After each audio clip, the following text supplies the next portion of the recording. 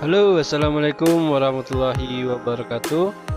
Jumpa lagi bersama saya Rian di channel Kita Bahas. Nah, kali ini saya ingin melanjutkan tentang tutorial servis mengganti keyboard pada laptop. Nah, di video-video sebelumnya saya sudah melihatkan ya bagaimana saya mengecek kemudian mencoba merepair atau memperbaiki keyboard yang sudah rusak tersebut, namun masih gagal karena memang tidak bisa diperbaiki lagi. Nah, sekarang keyboardnya sudah datang, keyboard yang baru, dan di sini saya langsung eksekusi untuk menggantinya. Untuk laptopnya sendiri adalah laptop Asus seri X451C ya teman-teman. Jadi laptop sudah cukup jadul. Nah, ini adalah keyboard barunya teman-teman, keyboard baru yang akan kita pasang. Nah, yang di bawah itu keyboard yang aslinya atau keyboard yang bekas gitu, yang sudah rusak. Nah, langkah-langkah di sini yang langsung saya lakukan adalah pertama saya melanjutkan membersihkan dulu komponen-komponen yang berada di motherboard laptop. Jadi saya bersihkan. Kenapa? Karena biar debu-debunya hilang dan laptopnya jadi awet. Nah, kemudian setelah itu saya langsung memposisikan keyboardnya ke posisi untuk memasang. Nah, jadi saya letakkan saja seperti itu. Nah, teman-teman bisa lihat, letakkan saja ke casing bagian atas dari laptopnya yang berwarna putih itu. Ini sebenarnya tidak terlalu sulit kok, ini gampang. Jadi teman-teman sebenarnya bisa juga melakukan sendiri, cuman harus hati-hati saja karena banyak kabel-kabel fleksibel yang harus dijaga, jangan sampai ketindih, kelipat ataupun sobek. Nah, itu yang bahaya kalau sampai sobek ya. Allah alam, kita harus mengganti baru lagi gitu. Nah, risikonya di situ. Jadi pasang pada tempatnya, presisikan, kemudian pasang bagian cover atasnya tersebut. Oke, kita pasang seperti itu. Nah, setelah dipasang, yang perlu kita lakukan selanjutnya adalah merapikan lem-lem untuk melekatkannya. Nah, tujuannya di sini diberi lem agar tidak lepas ya teman-teman. Jadi tidak lepas dan tidak bergeser ketika sudah dipasang nanti. Nah, proses ini tidak sulit kok teman-teman, cukup mudah bagi kita yang memang mau mencoba. Cuman perlu ketelitian dan kehati-hatian saja. Nah, jadi sini saya meratakan lemnya ya teman-teman. Saya ratakan pada posisinya.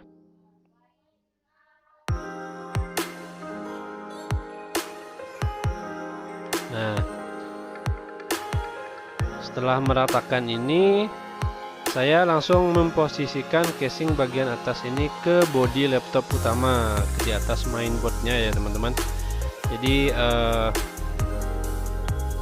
posisikan seperti itu. Kemudian setelah diposisikan, saya langsung memasang konektor pada power. Nah, ini adalah kabel fleksibel yang menghubungkan tombol power ke motherboard. Nah, disinilah kuncinya laptop kita itu bisa dihidupkan. Jadi kalau nggak dipasang kabel fleksibel ini, laptop kita nggak bisa dinyalain teman-teman ya.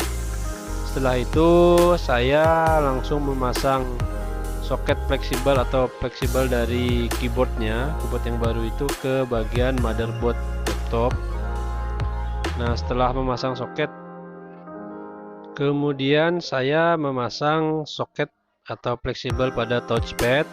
Touchpad ini adalah kursor ya, biasa kita sebut itu, yang di bagian atas laptop itu untuk menggerakkan pengganti mouse itu. Nah, dia untuk menghubungkan touchpad ke motherboard juga butuh namanya ada kabel fleksibel. Nah, kalau itu sampai nggak kita pasang atau pemasangannya tidak pas, efeknya touchpadnya tidak berfungsi. Jadi teman-teman memasangnya perlu hati-hati dan jeli, dipaskan pada soketnya dan jangan terbalik.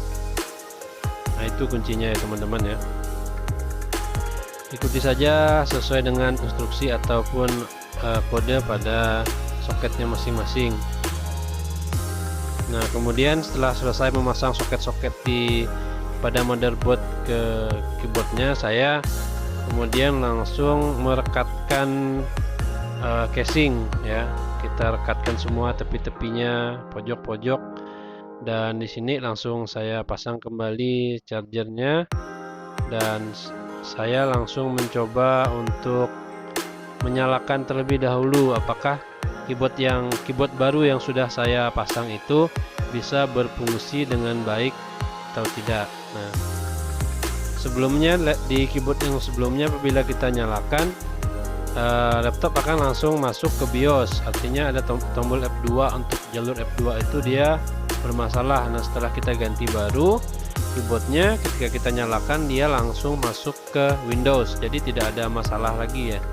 Nah, jadi sekarang ini posisinya keyboard setelah kita ganti baru tidak ada masalah lagi. Nah,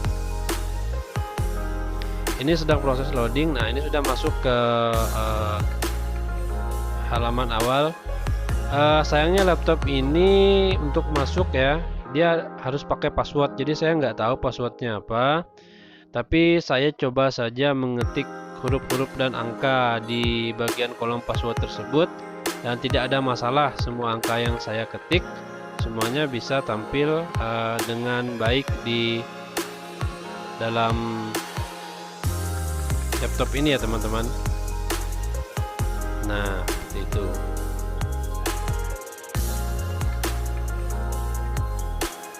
Saya sambil mencoba juga untuk touchpadnya, saya coba dan lancar ya.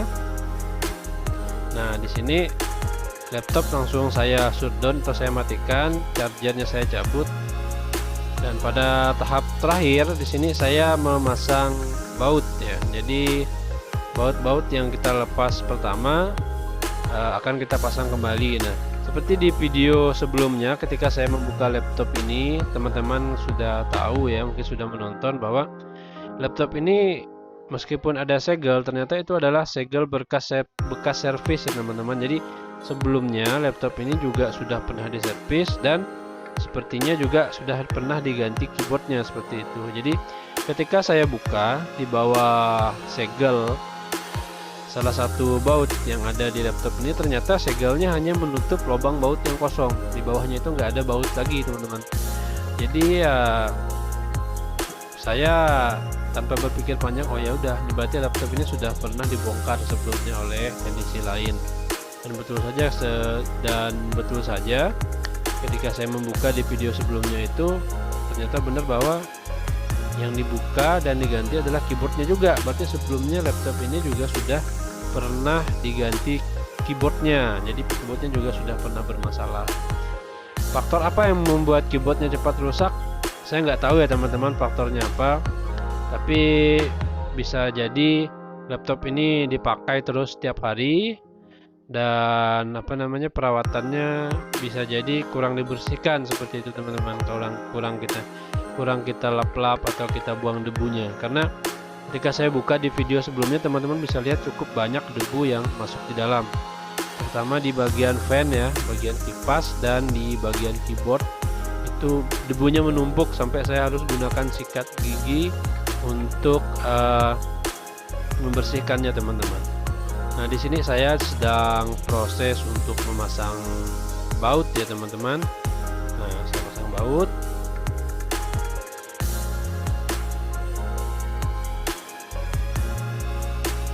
Nah, untuk memasang baut pada laptop seri ini teman-teman juga harus memperhatikan ada ukuran baut yang panjang, pendek, sedang, dan besar. Jadi setiap baut itu ada tempatnya masing-masing. Nah, jangan sampai disalah, misalnya bagian atas semua, tengah semua, dan bawah semua. Jadi dia ada jenis-jenisnya, jangan sampai salah.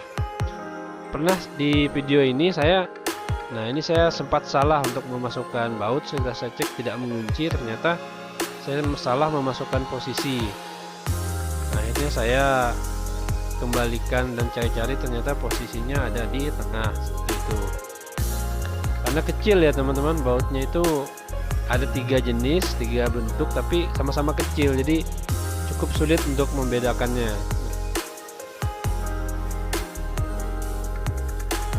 Nah, ini saya melepas salah satu baut tadi yang saya pasang, ternyata salah posisinya.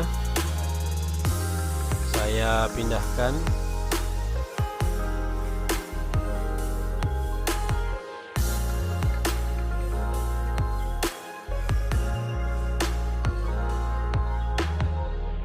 Jadi beginilah teman-teman ya prosesnya kalau kita ingin mengganti keyboard dari sebuah laptop. Video ini hanya sebuah penggambaran, jadi nggak semua prosesnya alurnya sama, tentu beda-beda ya teman-teman. Beda seri laptopnya saja, meskipun sama-sama Asus, tapi beda serinya saja, itu cara membukanya sudah beda, posisi-posisi kabel pada soketnya sudah berbeda. Tapi kalau teman-teman paham fungsi dari soket-soket dan kabel-kabel fleksibel yang terhubung kemana, itu tidak terlalu sulit lah untuk mengganti keyboard pada laptop tersebut, karena teman-teman tahu alurnya. Yang susah itu kalau kita tidak mengerti sama sekali. Nah, disitu bikin bingung, nanti bisa bukanya tapi nggak bisa pasangnya, itu yang berbahaya teman-teman ya. Nah, ini saya sudah hampir ke tahap akhir ya teman-teman dalam pemasangan bautnya. Ini sudah pada posisi bagian bawah. Di bagian bawah ini bautnya semuanya pendek-pendek. Nah, selesai. Ini posisinya sudah selesai. Saya balikkan laptopnya dan saya buka. Sambil saya cek-cek lagi sedikit bagaimana kondisinya, apakah sudah rapat. Memang sudah rapat, jadi saya langsung pasang chargernya dan saya coba on kan, dan laptop menyala, langsung masuk ke Windows. Jadi keyboard yang lama memang pada jalur F2 nya itu bermasalah. Nah, setelah kita ganti, sekarang langsung masuk ke Windows, tidak ada masalah lagi. Nah, sudah tampil Windowsnya. Ini sama seperti tadi, kita juga harus memasukkan password seperti tadi, jadi saya nggak tahu mau mengeceknya seperti apa, hanya bisa mengecek ketikannya di bagian password masuknya saja di situ. Dan setelah saya coba-coba sedikit, tidak ada masalah lagi ya teman-teman. Nah, tidak ada masalah lagi, artinya alhamdulillah servisnya selesai dan selamat membuat nota. Terima kasih. Assalamualaikum warahmatullahi wabarakatuh.